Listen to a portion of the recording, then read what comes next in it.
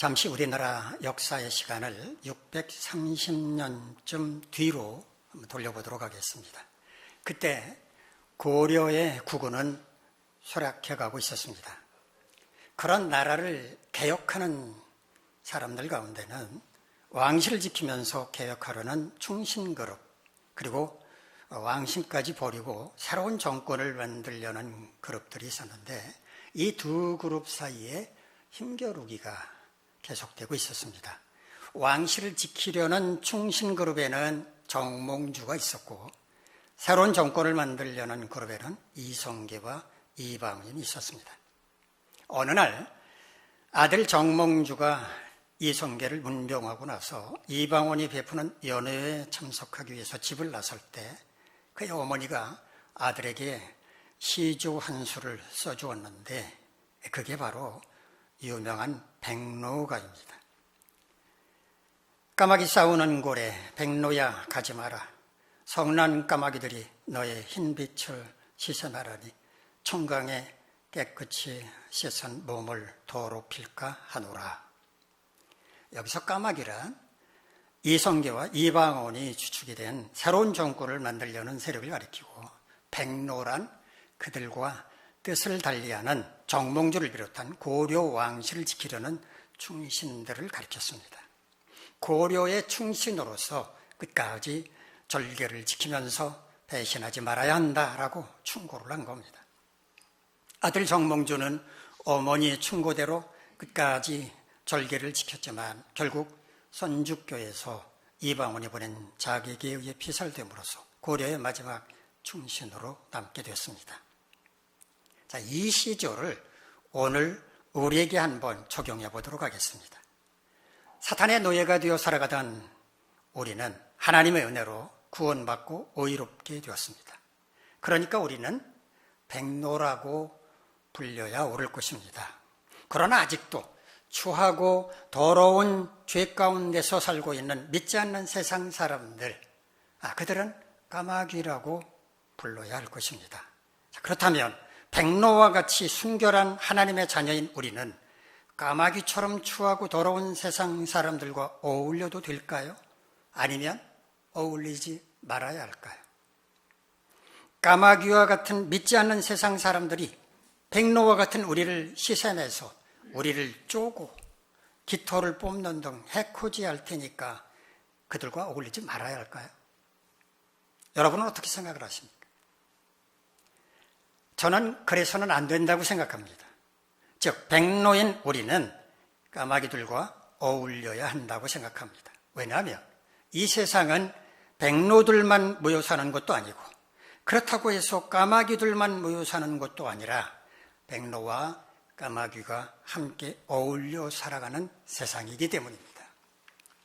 백로인 우리는 행여 몸을 더럽힐까 두려워 까마귀 근처엔 얼씬도 하면 안 되는 게 아니라 그들 가운데로 들어가서 그들을 변화시킴으로써 그들도 우리처럼 백로가 되게 해야 한다고 생각합니다. 본래 우리도 그들과 같이 까마귀와 같았지만 하나님의 은혜로 백로와 같은 존재로 변했으므로 우리가 그들 가운데로 들어가서 그들을 변화시켜서 그들을 우리처럼 백로가 되게 하는 게 하나님의 뜻이라고 생각합니다. 오래전에 튀르키예 지역을 갈 때 모스크바에서 잠시 환승을 하면서 짧은 시간이지만 모스크바 시내를 돌아본 적이 있었습니다. 그때 제가 아주 인상 깊게 보았던 장면이 있는데, 모스크바 거리에 까마귀들이 그렇게 많았다는 겁니다. 우리나라 사람들은 까마귀에 대해서 인상이 그리 좋지 않습니다. 제가 어릴 적에 어른들은 까마귀가 울면 마을에 초상이 난다라고 하면서 까마귀를 무척 싫어했던 기억이 납니다. 그런데 왜 모스크바에는 까마귀가 이렇게 많을까 궁금했는데 나중에서 알게 됐습니다. 까마귀는 모스크바를 상징하는 새였던 겁니다. 정관에 살고 계신 분들은 요즘 정관 지역에 까마귀가 부쩍 많아졌다라고 하는 것을 느끼실 텐데요. 까마귀들이 얼마나 많은지 까치들이 보이질 않습니다. 전에는 교회 십자가탑 꼭대기에 까마귀가 마치 주인처럼 이렇게 앉아 있었는데 요즘은 까치였었는데 요즘은 까치가 사라지고 까마귀가 거기에 앉아가지고 주인 행세를 합니다. 까마귀가 텃새가 되었다는 말입니다. 오늘 이 시간에는 본문의 말씀을 중심으로 그리스도인으로서 우리는 세상 가운데서 어떻게 살아가야 할 것인지에 대해서 생각해 보는 시간을 갖도록 하겠습니다. 자, 오늘 본문은 사도 바울이 참 아들이라고 불렀던 제자 디도에게 보낸 편지의 일부분인데 그리스도인으로서 세상 가운데서 어떻게 살아가야 할 것인지 그 비결을 말해주는 내용입니다. 우리 디도서 3장 1절로 2절까지 말씀 화면을 보면서 한번 같이 읽겠습니다. 시작. 너는 그들로 하여금 통치자들과 권세 잡은 자들에게 복종하며 순종하며 모든 선한 일 행하기를 준비하게 하며 아무도 비방하지 말며 다투지 말며 관용하며 범사에 온유함을 모든 사람에게 나타낼 것을 기억하게 하라. 긴 문장으로 되어 있습니다. 자, 이 긴 문장의 동사는 맨 마지막에 나오는 기억하게 하라라는 말입니다. 기억하게 한다는 것은 분명하고 바르게 가르쳐서 필요할 때마다 그것이 생각나게 해야 한다라는 의미입니다. 그리스도인으로서 세상 가운데서 바르게 살아갈 수 있도록 분명하고 바르게 잘 가르쳐야 한다라고 권면을 한 겁니다. 여기서 말하는 그들은 교회 공동체, 그레데 교회 공동체 구성원, 즉 그리스도인을 가리키는 말입니다. 그들로 하여금 세상 가운데서 그리스도인으로서 어떻게 말하고 행동해야 할 것인지에 대해서 구체적인 지침을 말해주겠다는 겁니다. 첫 번째는 통치자들과 권세 잡은 자들에게 복종하며 순종하도록 가르치라고 말합니다. 통치자들과 권세 잡은 자들이라고 말하지만 각각 다른 두 존재가 아니고요. 통치자들의 권위 앞에 복종하라라는 의미입니다. 바울은 로마서 13장 1절에서도 이와 유사한 말을 했습니다. 각 사람은 위에 있는 권세들에게 복종하라. 권세는 하나님으로부터 나지 않음이 없나니 모든 권세는 다 하나님께서 정하신 바라. 세상 가운데서 그리스도인으로 살아갈 때 통치하는 권세를 가진 자들에게 복종하고 순종해야 한다는 겁니다. 자, 그런데 바울은 복종이라고 하는 말과 순종이라고 하는 말을 함께 사용을 했습니다. 복종이라고 번역한 헬라어는요, 휘포타소라고 하는 말입니다. 무엇 아래에 두다, 이속시키다, 복종시킨다라는 뜻이고요. 순종이라고 번역한 헬라어는요, 페이다르케오라고 하는 말인데요. 권위에 굴복하다, 충고에 순응한다라는 뜻입니다. 같은 의미라고 생각을 하시겠지만 약간의 차이가 있습니다. 복종이라고 하는 말은 겉으로 드러나는 태도를 가리킵니다.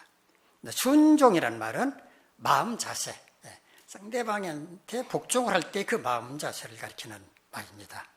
바울이 복종이라고 하는 말과 순종이라고 하는 말을 함께 사용한 것은 우리 그리스도인은 통치하는 권세를 가진 자들에 대해서 겉으로 드러나는 태도도 순종적이어야 마땅하지만 마음으로도 순종해야 한다라고 하는 것을 강조한 겁니다. 두 번째는 모든 선한 일 행하기를 준비하게 하라라고 말합니다. 무슨 일이든지 선하게 행할 마음을 품어야 한다는 겁니다. 무슨 일이든지 선하게 행하려면 어떻게 해야 할까요? 늘 선한 마음을 품고 있어야 합니다. 악한 마음, 삐뚤어진 마음을 품고 있으면 선하게 행할 수가 없습니다. 똑같은 일을 하면서도 악한 마음을 품고 있으면 그 일은 악하게 진행될 겁니다. 그러나 선한 마음을 품는다면 선하게 진행될 겁니다. 우리 그리스도인은 늘 선한 마음을 품음으로써 무슨 일이든지 선하게 행하도록, 그렇게 행하도록 가르쳐야 된다는 겁니다. 세 번째는 아무도 비방하지 말며 다투지 말며 관용하며 범사에 온유함을 모든 사람에게 나타내게 하라고 말합니다. 자, 비방하지 말고 다투지 말고 관용하고 온유함을 나타내는 것, 이걸 한마디로 표현을 한다면 언제 어디서나 평화를 만드는 사람이 되라는 겁니다. 평화를 만들려는 사람이 남을 비방하겠습니까? 그럴 리가 없죠. 평화를 만들려는 사람이 남과 다투려고 하겠습니까? 비방하고 다투는 대신 참아주고 용납하고 또 온유함을 드러내려고 할 것입니다. 그런데 바울은 세상 가운데서 그리스도인인 우리가 이렇게 살아가야 할 이유를 말해주고 있는데, 우리 디도서 3장 3절부터 7절까지 말씀, 화면을 보면서 한번 같이 읽도록 합시다. 시작. 우리도 전에는 어리석은 자요, 순종하지 아니한 자요, 속은 자요, 여러 가지 정욕과 행락에 종노릇한 자요, 악독과 투기를 일삼은 자요, 가증스러운 자요, 피차 미워한 자였으나 우리 구주 하나님의 자비와 사람 사랑하심이 나타날 때에 우리를 구원하시되 우리가 행한 바 의로운 행위로 말미암지 아니하고 오직 그의 긍휼하심을 따라 중생의 씻음과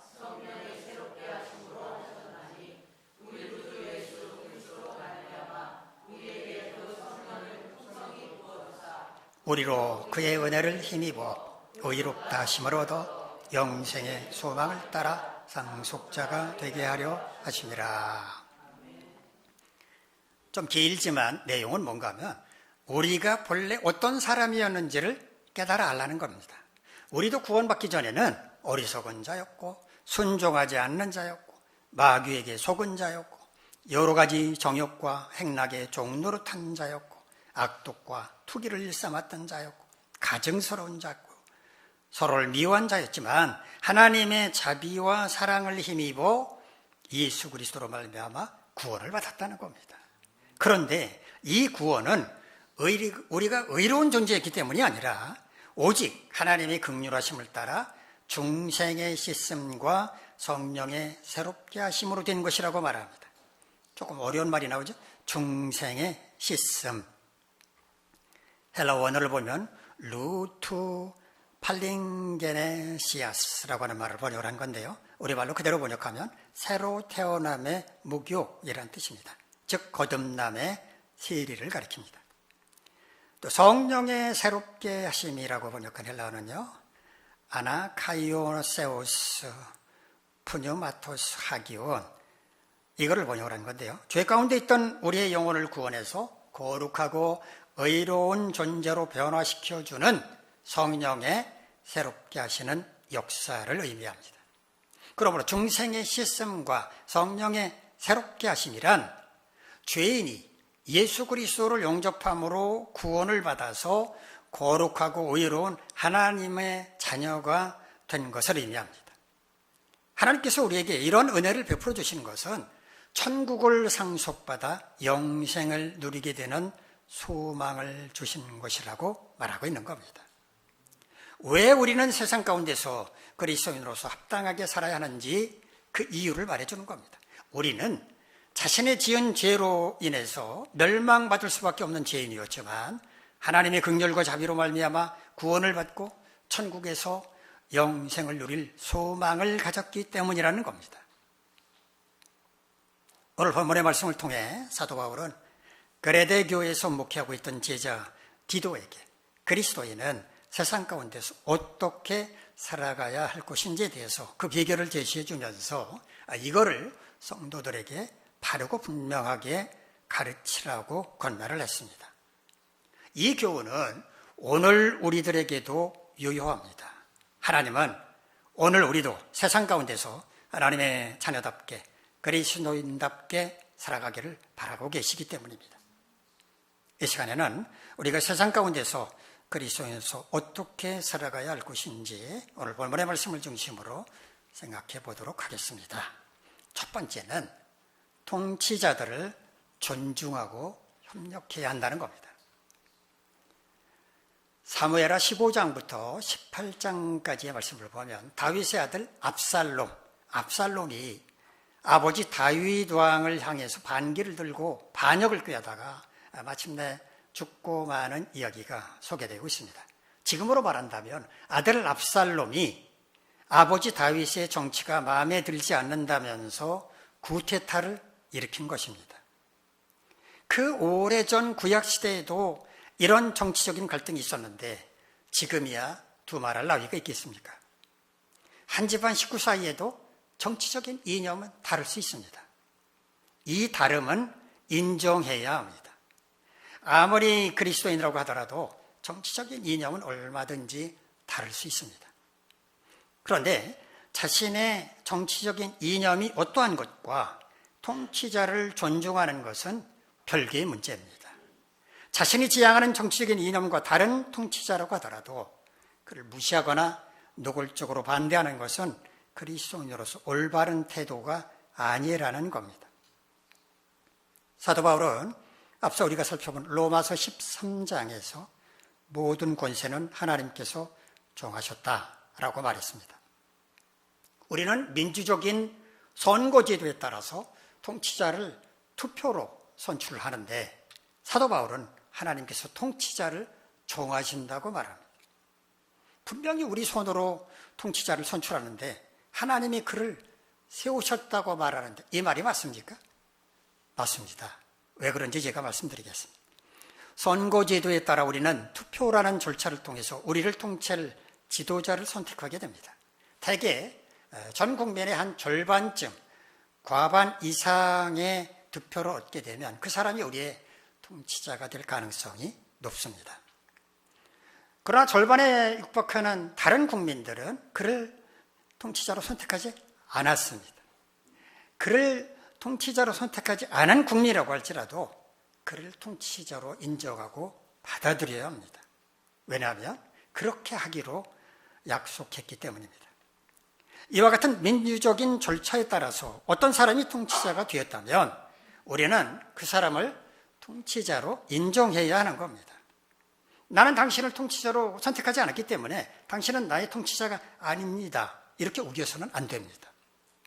자, 그렇다면 이때 우리는 어떻게 하나님께서 그를 통치자로 세우셨다고 받아들여야 할까요? 국민의 절반 이상이 그가 통치자로 적합하다고 그에게 투표를 했다면 하나님의 뜻은 바로 그가 통치자가 되는 것이라고 인정해야 합니다. 하나님께서 절반 이상의 국민의 마음을 주장하셔서 그를 통치자로 선택했다고 받아들여야 한다는 말입니다. 그래서 민심은 천심이다 라는 말이 나오게 된 것입니다.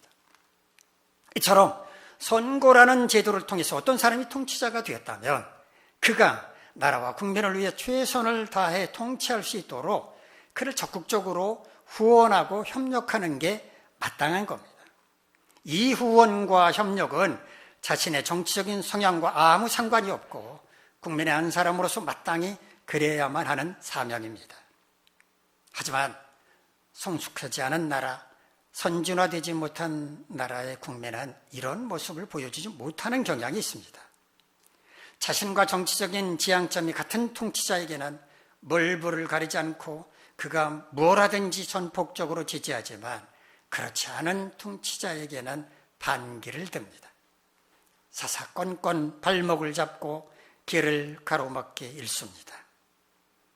물론 그런 목리를 부리는 게 일반 국민들이 아니라 국민의 대표라고 뽑아나온 자들이 하는 경우가 대부분이지만 우리가 그렇게 하라고 대표를 뽑은 건 아니지 않습니까? 이건 나라를 발전적인 방향으로 이끌어가는 게 아니라 후진 사회로 끌고 가려고 하는 퇴행적인 태도가 아닐 수 없습니다. 하나님께서 사도 바울을 통해서 통치자에게 복종하고 순종하라고 말씀하신 이유가 뭐겠습니까? 사악한 인간은 반드시 삐뚤어진 길로 갈 것을 아셨기 때문에 그러면 안 된다고 경고를 하신 것입니다. 믿지 않는 세상 사람들이야 그럴 수 있다고 하더라도 하나님을 두려워하고 하나님의 말씀에 순종해야 할 우리 그리스도인은 그래서는 안 됩니다. 여러분 모두 정치적인 이념을 떠나서 어떤 통치자라도 그를 존중하고 협력하는 성숙한 그리스도인이 되시기를 바랍니다. 두 번째, 언제 어디서나 평화를 만드는 사람이 되어야 합니다. 자기 하고 싶은 대로 하려는 것, 이거는 인간의 본성입니다. 만약에 인간을 자기 하고 싶은 대로 살도록 내버려 둔다면 이 세상은 어떻게 될 것 같습니까? 인간은 본성대로 살아가는 짐승처럼 변할 것이고 세상은 아비규환으로 변하고 말 것입니다. 아비규환, 여러 사람이 참혹한 지경에 빠져 고통받고 울부짖는 상황을 가리키는 말입니다. 주로 전쟁, 학살, 테러와 같은 인간적인 범죄나 지진, 홍수, 가뭄, 역병 등 천재지변에 의해서 많은 사상자를 내면서 그 지역이 지옥처럼 보이는 상황을 가리킬 때 사용하는 말입니다. 그런데 이 아비규환이라고 하는 말은 본래 불교에서 사용하는 용어라고 합니다.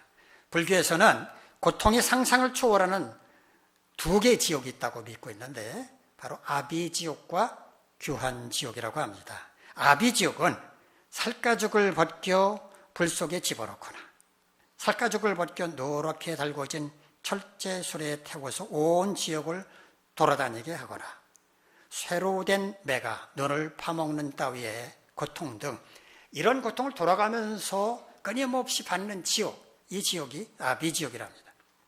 규환지옥은 끓는 가마솥이나 불 속에 고통받는 죄인들이 고통을 받으면서 울부짖는 지옥이 규환지옥이라고 합니다. 이 두 지옥의 앞글자를 따서 아비규환이라고 한다고 합니다. 자기 하고 싶은 대로 하도록 내버려 둔다면 세상은 아비규환과 같은 지옥으로 변할 것입니다. 그래서 세상에는 법이 필요한 것입니다. 자기 하고 싶은 대로 살아가는 것이 아니라 모두 함께 살아가는데 방해가 되는 것은 금할 수 있도록 법이라고 하는 제도적 장치가 필요한 것입니다. 출애굽기 15장을 보면 출애굽하는 이스라엘 백성들이 홍해를 건너서 수르광야 마라라고 하는 곳에 이르렀을 때 물을 발견하긴 했습니다. 그런데 그 물을 써서 먹을 수가 없었습니다. 갈증에 시달리는 백성들은 마실 물이 없다면서 모세를 원망했습니다. 하나님은 한 나무를 통해서 쓴 물을 고쳐서 마실 수 있도록 변화시켜 주시면서 동시에 이스라엘 백성들에게 법도와 율례를 주셨다고 성경은 말하고 있습니다. 수많은 백성들이 마실 물이 없다면서 지도자를 원망하는 것은 본능대로 살아가려는 짐승과 같은 태도였기 때문에 사람답게 돌아가서는 하나님의 백성답게 살도록 법도와 율례를 주시고 그것을 지키게 하셨다는 겁니다. 그리스도인으로서 우리는 세상 가운데서 자기 하고 싶은 대로 제멋대로 사는 사람이 아니라 언제 어디서나 평화를 만드는 사람이 되어야 합니다. 평화를 만드는 사람은 법을 존중하고 지키는 사람입니다. 평화는 법을 지킬 때 만들어지기 때문입니다. 우리가 어느 곳에 있든지 그곳에는 크든 작든 갈등이 생길 수 있고 불화가 생길 수 있고 다툼이 생길 수 있습니다. 그때 우리는 갈등이나 불화나 다툼을 부추기는 사람이 아니라 잠재우는 사람, 더 나아가서는 평화를 만드는 사람이 되어야 합니다. 특별히 교회 공동체에서의 갈등이나 불화는 마귀가 가장 기대하고 좋아하는 것입니다. 그것을 통해서 교회를 분열시킬 수 있기 때문입니다. 그래서 사도 바울은 에베소서 4장 26절로 27절에서 이렇게 말한 겁니다. 분을 내어도 죄를 짓지 말며 해가 지도록 분을 품지 말고 마귀에게 틈을 주지 말라. 우리가 분을 낼 때 마귀는 그 틈을 노려서 성도 사이를 갈라지게 만들고 공동체를 분열시키려고 합니다. 집안에서든 교회 안에서든 직장에서든 그리고 어떤 상황에서든지 좀 참고 양보하고 손해를 보면서 평화를 만드는 사람이 되시기를 간절히 바랍니다. 세 번째, 죄 가운데 있는 영혼을 불쌍히 여기고 그들을 변화시켜서 구원에 이르도록 해야 합니다. 나는 천국에 갈 거라고 하면서 그 소망만 붙들고 산다는 것은 너무 이기적인 태도가 아니겠습니까? 언젠가 여러분에게 보여드린 적이 있는 카툰 만화인데요. 다시 한번 보시기 바랍니다. 사람들이 자동차를 몰고 어딘가를 향해 가고 있습니다. 꼬리에 꼬리를 문 채 가고 있는데 아래쪽을 보시면 물에 풍덩 빠지는 장면이 나옵니다. 죽어가는 그 순간에 SOS를 쳐보지만 그때 무슨 소용이 있겠습니까? 이 만화가 뭐로 의미하는지 짐작해 가실 겁니다. 사람들은 죄의 결과가 얼마나 무서운 줄 모른 채 죄와 함께 즐겁게 인생길을 가고 있습니다. 죄 가운데 그 길을 계속하면 멸망하고 맙니다. 인생길에서 돌이켜 예수 그리스도를 영접하십시오 라고 복음을 전하는 사람이 있지만 아랑곳하지 않습니다. 그리고 지옥으로 떨어지는 마지막 순간에 가서야 SOS를 쳐보지만 그때는 아무 소용이 없습니다. 그렇더라도 우리는 복음을 전해야 합니다. 복음을 듣고도 돌이키지 않은 건 그들의 책임이지만 그들의 귀에 들리도록 하는 것은 우리의 사명이기 때문입니다. 주님의 재림하시는 그 순간까지 우리는 부지런히 복음을 전해야 합니다. 씨를 뿌리는 것은 우리의 사명이지만 우리가 뿌린 그 씨앗에서 싹이 나고 꽃이 피어 열매를 맺게 하시는 분은 하나님이시기 때문입니다. 뿌린 씨앗에 대한 결실은 하나님께 맡기고 우리는 다만 때를 얻든지 못 얻든지 복음을 전해야 합니다. 하나님께서 죄 가운데 살아가던 우리를 불쌍히 여기시고 구원하여 주심으로 하나님의 자녀로 삼아주신 것은, 예수 그리스도의 제자가 되게 하신 것은 우리로 하여금 세상 가운데서 하나님의 자녀답게 그리스도인답게 삶으로써 세상을 변화시키도록 하려는 것입니다. 우리를 통해서 전능하신 하나님, 살아계신 하나님이 증거되고 그것을 통해서 하나님께서 영광을 받으시려는 것입니다. 우리는 세상 가운데서 그리스도인으로서 어떻게 살아야 하겠습니까? 첫째, 통치자들을 존중하고 협력해야 합니다. 보수든 진보든 정치적인 이념을 떠나서 하나님의 자녀로서 그리스도인으로서 그렇게 하는 것이 마땅합니다. 두 번째, 언제 어디서나 평화를 만드는 사람이 되어야 합니다. 다른 사람을 위해 자신의 욕구도 절제하고 참아주고 양보하고 손해를 보는 한이 있더라도 평화를 만드는 사람이 되어야 합니다. 세 번째, 죄 가운데 있는 영혼을 불쌍히 여기고 그들을 변화시켜 구원에 이르도록 해야 합니다. 때를 얻든지 못 얻든지 열매가 있든지 없든지 결과는 하나님께 맡기고 부지런히 복음을 전해야 합니다. 그게 우리의 사명이기 때문입니다. 여러분 모두 세상 가운데서 그리스도인으로서 합당하게 가장 모범적으로 살아가심으로써 세상을 변화시키며 하나님께 영광을 올려드리시기를 간절히 바랍니다. 기도하겠습니다. 자비로우신 하나님, 우리를 구원해 주신 하나님 은혜에 감사합니다. 그렇게 감사하면서 세상 가운데서 구원받은 백성으로서 그리스도인으로서 합당하게 살아감으로 세상을 변화시키고 하나님께 영광을 올려드리는 우리 모두가 되게 하옵소서. 예수님의 이름으로 기도하옵나이다. 아멘. 자리에서 일어나서 600